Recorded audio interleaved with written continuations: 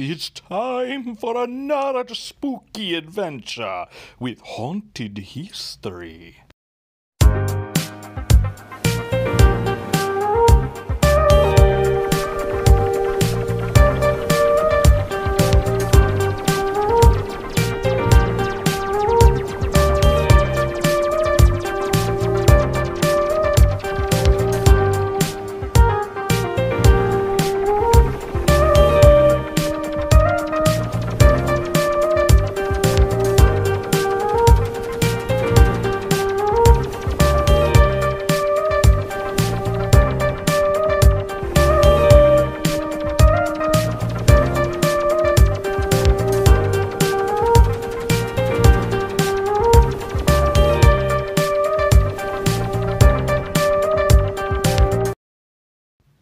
So today we're going to do another episode of Haunted History.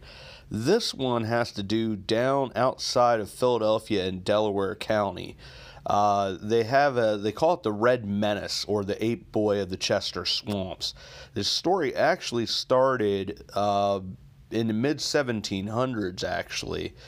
Today, present day, it's the John Hines National Wildlife Refuge at Tinicum.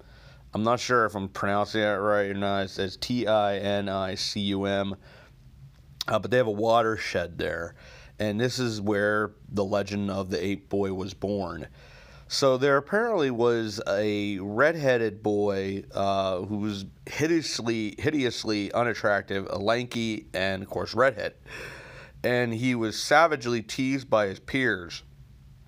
And the boy had tolerated this years of abuse for a long time, but he finally had enough, and he ran away off into the swamps, never to be seen again, at least they say as a human boy. Apparently when he went into the swamps, he basically became more animal-like and grew reddish hair all over his body. He also seemed to have an unnaturally long life, and there's not really any clear explanation as to why that would be. From the Revolutionary War period to present day, this creature, whatever it may be, the Red Menace, has been spotted on and off several reports. And it is basically roaming the swamps, foraging for food.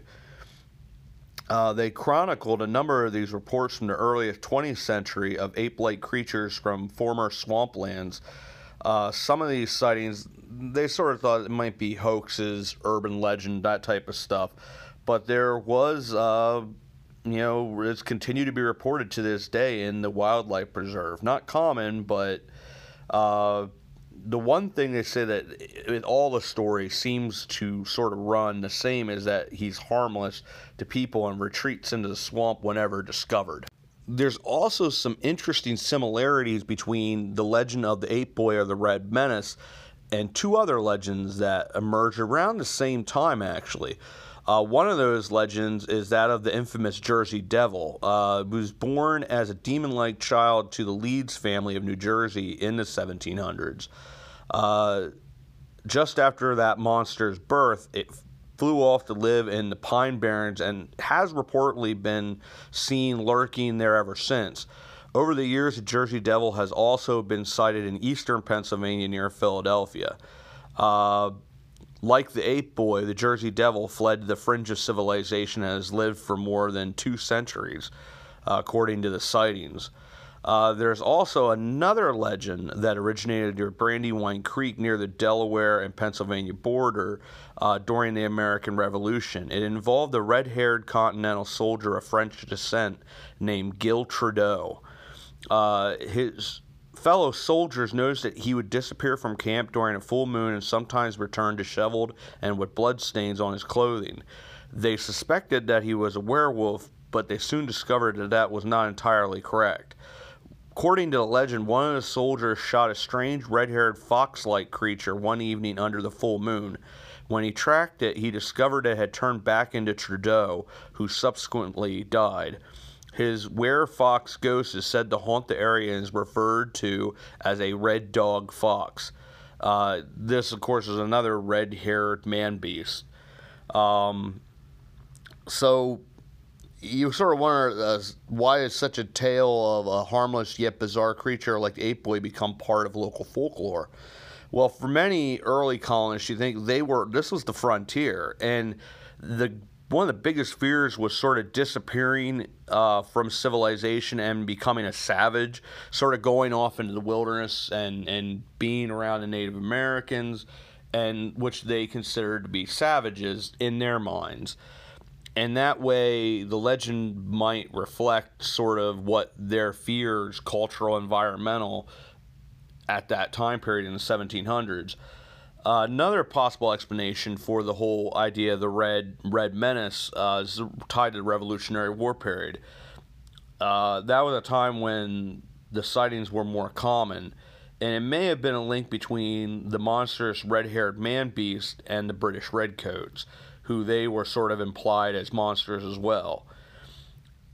And in the very end, it could have just had a very simple utilitarian purpose, which would be to scare children to keep them from wandering off into the wilderness for their own protection, because once again, this is wilderness, this is frontier.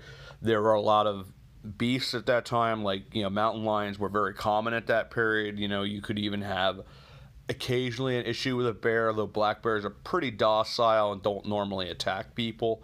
It was a fear, and there may have even been like wolves at that time period in the area. So it could have been as simple as just something that, because you do see in like folklore sometimes the purpose is sometimes to scare children into behaving, things like that. We've talked about it with folk tales before, and also with the Yuletide tales.